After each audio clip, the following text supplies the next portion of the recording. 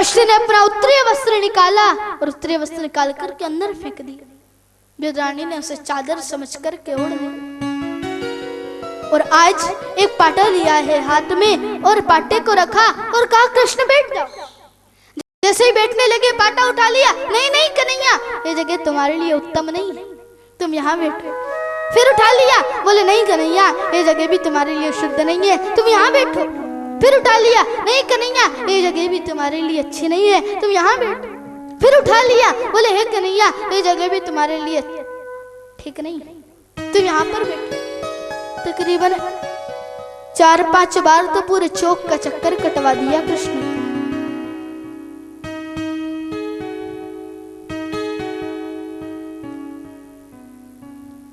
और फिर जैसे तैसे एक जगह पर पाटा रखा, उल्टा रख दिया,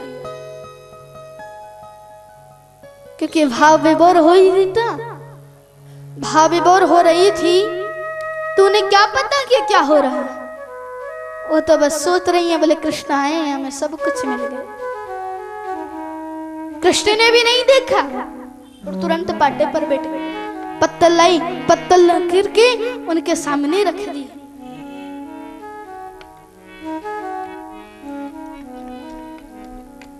कृष्ण ने पेट पर हाथ फेर करके बोला काकी जी बड़ी जोर से भूख लग रही है, कुछ खाने के लिए दो। बोले तुम्हें भूख लग रही है कन्हैया, मैं भी लाता हूं। तो कल्ली के वन से एक केले की डाल तोड़ ली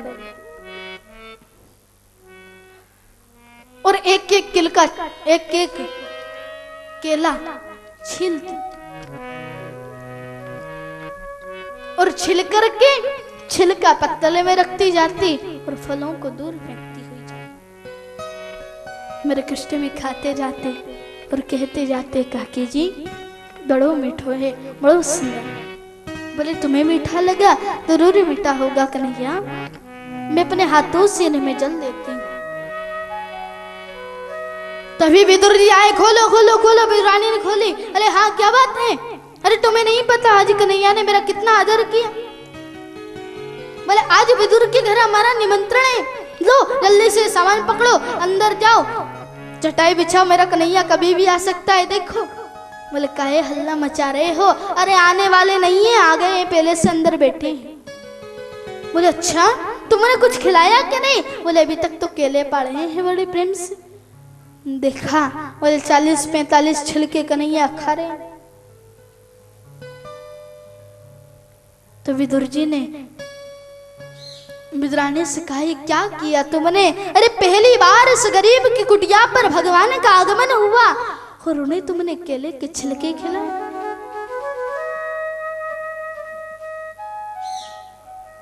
विदुर जी ने खोवे का लड्डू निकाला और उस खोवे के लड्डू को निकाल करके कृष्ण के मुख में दिया। लो कन्हैया ये खाओ। कृष्ण ने हाथ पकड़ लिया और कहा विदुर जी एक बात कहूं कि जो स्वाद काकी जी के केले के छिलके में था वो इस खोवे के लड्डू में नहीं,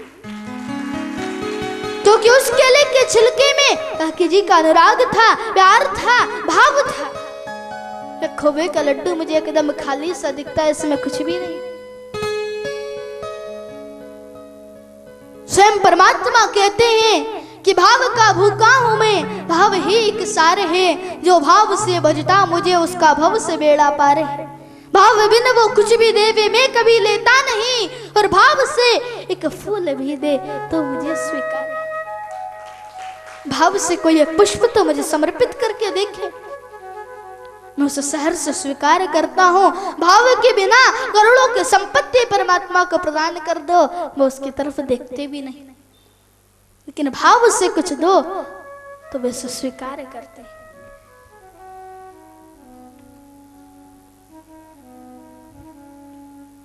जब कृष्ण अपनी लीला को संपन्न कर जाने लगे तो उद्धव आए। उद्धव ने पूछा हे कन्हैया आपने इतने अवतार लिए और इतने अवतारों में आपने कई जगह का भोग पाया, आप सत्य बताना आपको सबसे सुंदर भोग कहाँ का लगा?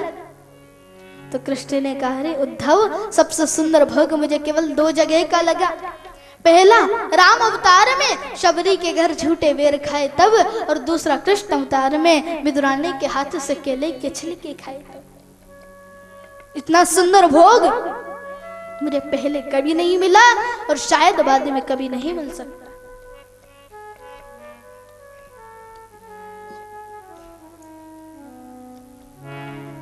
कभी नहीं मिल सकता। वह भाव, वह भोग, वह प्रेम मुझे शायद कभी नहीं मिल सकता। जाओ उद्धव, और जहां कहीं भी मेरा विदुर तुम्हें दिखाई में दे, उससे कुछ वार्ता जरूर तुम कर दो।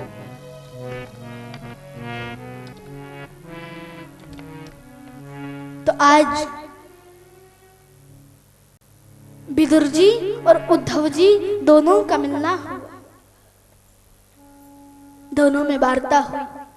विदुर जी ने पूछा, हमने सुना है भगवान ने वाराह का रूप भी लिया था, शूकर का रूप भी प्रभु ने धारण किया, आखिर क्यों?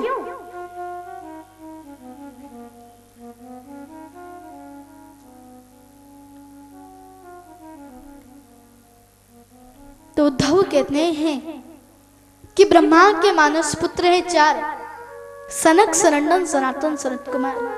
ये चारों जब भगवान के धाम गए उनका दर्शन के लिए, तो जय विजय द्वारपाले हैं भगवान के, उन्होंने इन्हें रोक दिया और कहा, देखिए अभी हमारे प्रभु का विश्राम का समय है, आप अंदर नहीं जा सकते। बोले, हमारे ही माता पिता के दर्शन के लिए उन्हीं के पुत्रों को तुम रोकते हो? धक्के देकर अंदर जाने लगे, तुझे विजय ने रोक दिया। सनत कुमारों को क्रोध आया, उन्होंने श्राप जल के माध्यम से दोनों को श्राप दिया। बोले, जाओ तुम दोनों दुष्ट राक्षस बन जाओ।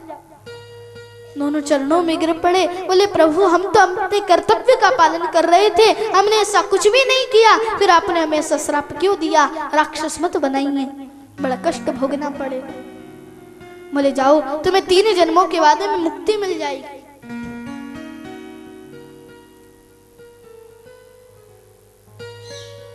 3 जन्मों के बाद तुम्हें मुक्ति मिल जाएगी, ऐसा कहा। सनत कुमार जो उन्होंने क्रोध किया है,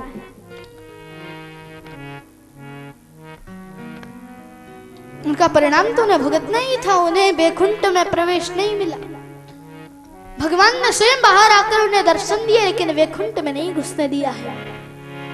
उन्होंने क्रोध किया है ना, इसलिए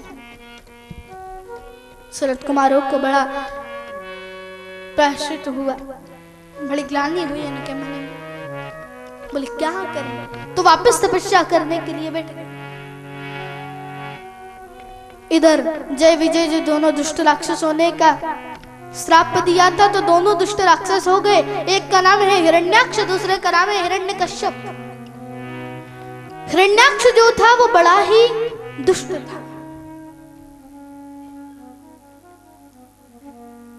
जब पृथ्वी प्रलयंकारी समुद्र में डूब गई, देखो आज का विज्ञान पहले के विज्ञान से बहुत कम है। पहले आज व्यक्ति एरोप्लेन में उड़ता है, पहले व्यक्ति योग के द्वारा अपने आप ही उड़ा करते। तो इधर से उड़ रहे थे नारद जी, उधर से आ रहा था हिरण्याक्ष। इधर ब्रह्मा तपस्या कर रहे थे, तो तपस्या करते करते करते करते ब्रह्मा को एक छींक आई, और जैसे ही ब्रह्मा को छींक आई तो उनके नासिका में से एक शूकर निकला। वो शुकर इतना सा था, इतना सा होते होते बड़ा, होते होते बहुत बड़ा, और समुद्र में उसने छलांग लगा दी और ढालों पर पृथ्वी को लेकर के आया।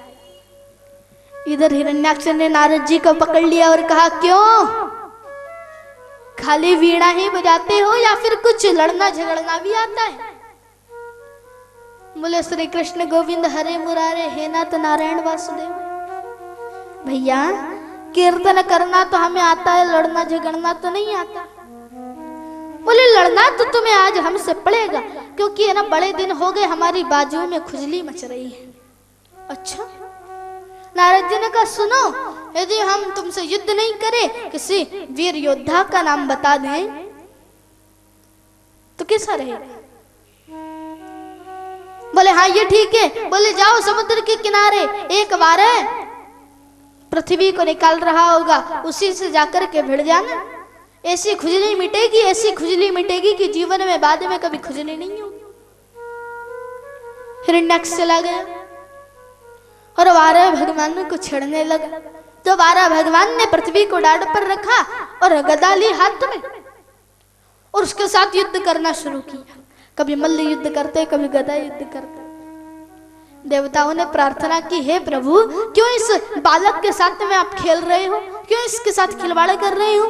जल्दी से इसका उद्धार कीजिए, क्योंकि राक्षसों की शक्ति रात में चौगुनी हो जाती है, इसलिए इसका उद्धार कीजिए। तो मेरे भगवान ने एक गदा का प्रहार किया, जिससे उसकी गदा जो थी वह हाथ से छूट के दूर गिर पड़ी। और फिर अपने विशाल गदा को उठाया और उठाकर के हिरण्याक्ष के जैसे ही मुखमंडल पर प्रहार किया, उसका मुख उसके धड़ से अलग हो गया और हिरण्याक्ष का उद्धार वाराह भगवान ने किया। बोलिए वाराह भगवान की जय। वाराह भगवान ने हिरण्याक्ष का उद्धार किया। पृथ्वी के मन में अभिमान हो गया कि देखो, अरे मैं जरा सा समुद्र में क्या चल गई कि मेरे लिए भगवान को सूकर बनना पड़ा। तो भगवान ने पृथ्वी को वृंदावन का दर्शन कराया। वृंदावन का दर्शन पृथ्वी को कराया। सुंदर सुंदर झरना बह रहा है, सुंदर सुंदर पक्षी कलरव कर रहे हैं। बोले बगीचा कौन सा है? मैं पृथ्वी समुद्र में डूब गई, तो फिर ये बगीचा कैसे बच गया? तो भगवान ने कहा, देवी पृथ्वी, अरे सारे संसार का प्रलय हो सकता है, लेकिन वृंदावन का प्रलय कभी नहीं हो सकता, क्योंकि वृंदावन मेरा निवास है, वो मेरा निवास है, इसका कभी प्रलय नहीं हो सकता। देखो जितने तीर्थ हैं, उन 4 तीर्थों में, 4 धामों में वृंदावन का नाम नहीं आता। वृंदावन का नाम आता है 4 धामों में? नहीं आता। लेकिन फिर भी वृंदावन जाकर के लोग अपने आप को कृतार्थ मानते हैं। देखो तीर्थों का राजा कौन है? प्रयागराज। तीर्थों का गुरु है पुष्कर। एक बार प्रयागराज में आकर के भगवान से शिकायत की, क्योंकि तीर्थों का राजा प्रयागराज, और जितने भी तीर्थ हैं तो वह प्रयाग को कर देते। कर जानते हो कर किसे कहते हैं? कर यानी 2 होते हैं, एक कर हाथ, दूसरा कर किराया। तो सभी तीर्थ उन्हें किराया देते हैं। तो एक बार रोता हुआ प्रयागराज भगवान के पास आया और कहा, बोले हे भगवान, इसी तरह लज्जित करवाना था तो मुझे राजा क्यों बनाया? बोले क्या हुआ कि सारे तीर्थ आकर मुझे कर देते हैं, लेकिन ये छोटा सा वृंदावन कभी कर नहीं देता। तो भगवान हंसकर बोले, प्रयागराज, अरे हमने तुम्हें तीर्थों का राजा बनाया है, अपने घर का राजा नहीं बनाया। वृंदावन हमारा निवास है, वृंदावन में हम रहते हैं, वृंदावन हमारा घर है।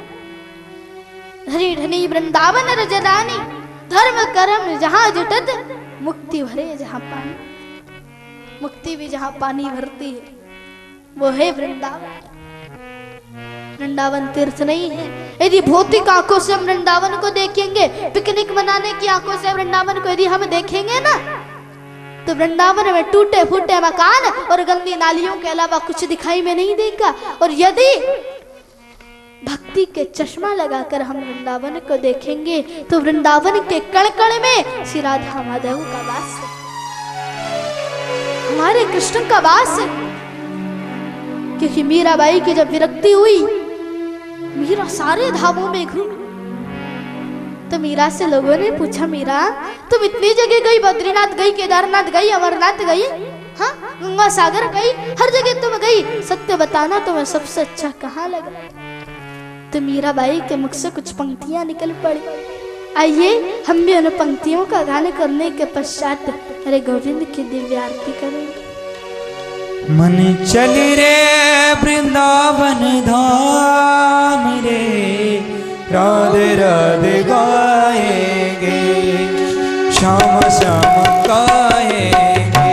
मन चल रे वृंदावन धाम रे, मन चल रे वृंदावन धाम रे, राधे राधे गाएंगे, श्याम श्याम गाएंगे, श्याम श्याम गाएंगे, श्याम श्याम गाएंगे। तोहे मिल जाएंगे वहाँ श्याम रे, तोहे मिल जाएंगे वहाँ श्याम रे, राधे राधे गाएंगे, श्याम श्याम गाएंगे, राधे राधे गाएंगे।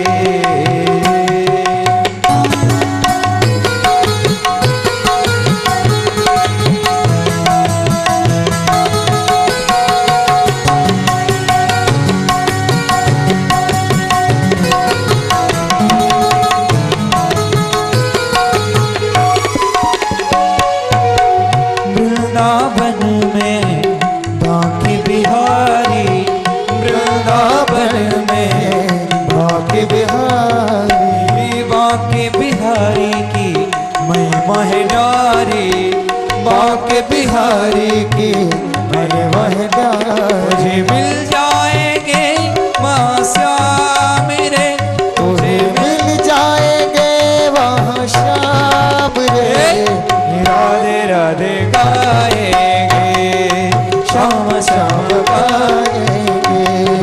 चल रे वृंदावन धाम रे, मन चल रे वृंदावन धाम रे, राधे राधे गाएंगे, श्याम श्याम गाएंगे, राधे राधे गाएंगे।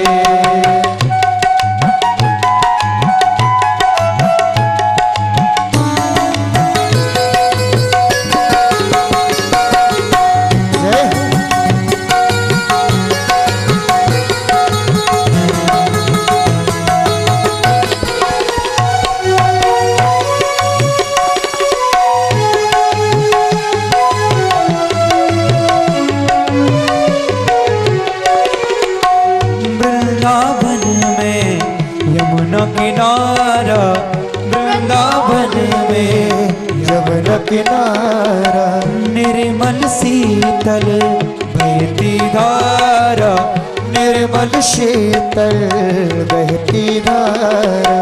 वृंदावन में यमुना किनारा, वृंदावन में यमुना किनारा, निर्मल शीतल बहती धारा, निर्मल शीतल बहती धारा।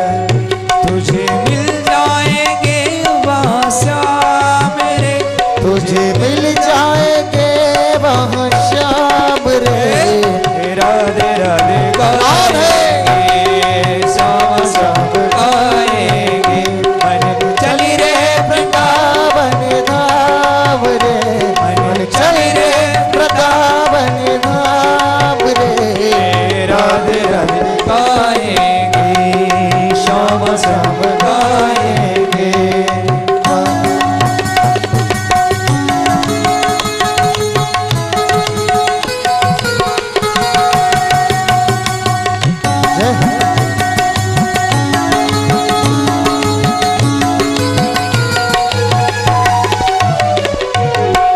कुंज गली में कुंज बिहारी, कुंज गली में कुंज बिहारी, कुंज बिहारी संग राधा प्यारी, कुंज बिहारी संग राधा प्यारी। कुंज गली में कुंज बिहारी, कुंज गली में कुंज बिहारी, कुंज बिहारी बिहारी संग राधा प्यारी, कुंज बिहारी संग राधा प्यारी। तुझे मिल जाए विश्राम रे, तुझे मिल जाएंगे घनश्याम रे। राधे राधे गाएंगे श्याम श्याम गाएंगे, राधे राधे गाएंगे श्याम श्याम गाएंगे। मन चल रे वृंदावन धाम रे, मन चल रे वृंदावन धाम रे। राधे राधे गाएंगे श्याम श्याम गाएंगे, राधे राधे गाएंगे श्याम श्याम गाएंगे। चल रे वृंदावन धाम रे, मन चल रे वृंदावन धाम रे। राधे राधे गाएंगे श्याम श्याम गाएंगे, मोरे राम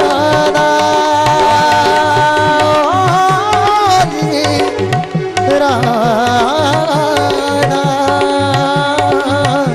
मोरी राधा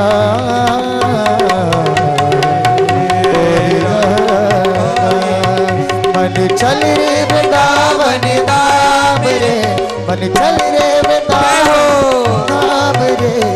राधे राधे गाएंगे श्याम श्याम गाएंगे, राधे राधे गाएंगे श्याम श्याम गाएंगे। बोले श्री वृंदावन बिहारी लाल की की जय, श्री राधे राधे सरकार की जय, जय जय श्री राम। राधे श्याम। श्री राधे आ आ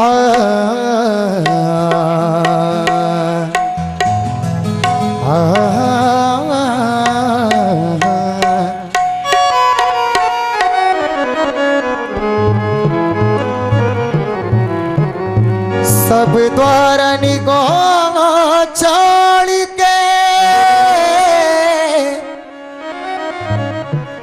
आओ तेरे द्वार।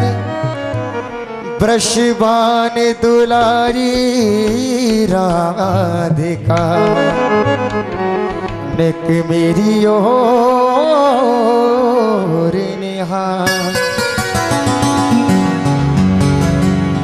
शाम सपनों में आता क्यों नहीं,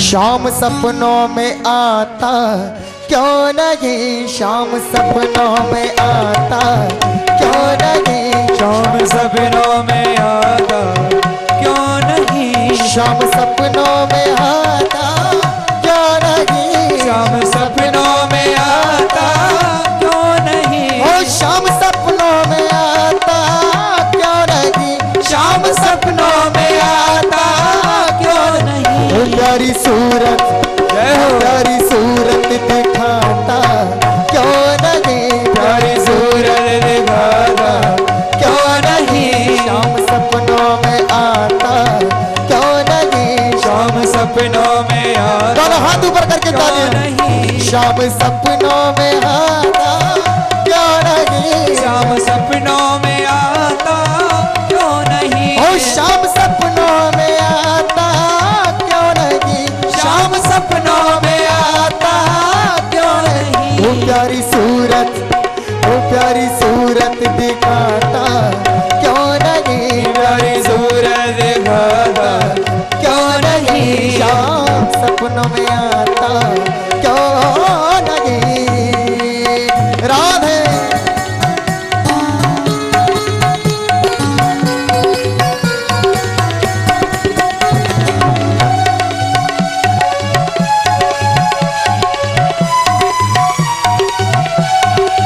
ओ मेरा दिल तो दीवाना हो गया, मेरा दिल तो दीवाना हो गया, ओ मेरा दिल तो हाँ दिल तो मेरा दिल तो हाँ जी मेरा दिल तो दीवाना हो गया, मेरा दिल तो दीवाना हो गया, ओ मेरा दिल तो दीवाना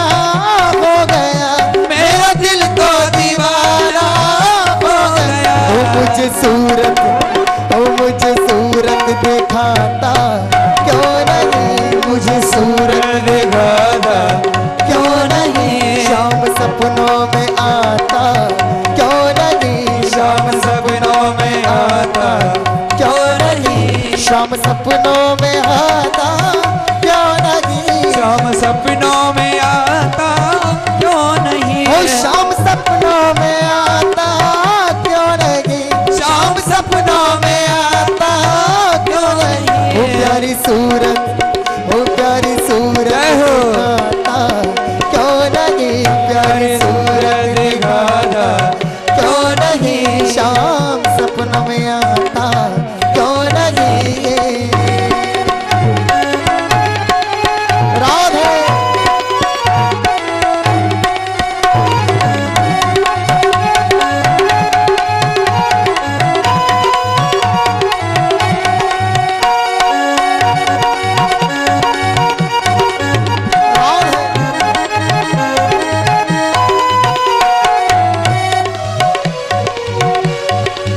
ओ मेरे नैनों में सूरत शाम की, मेरे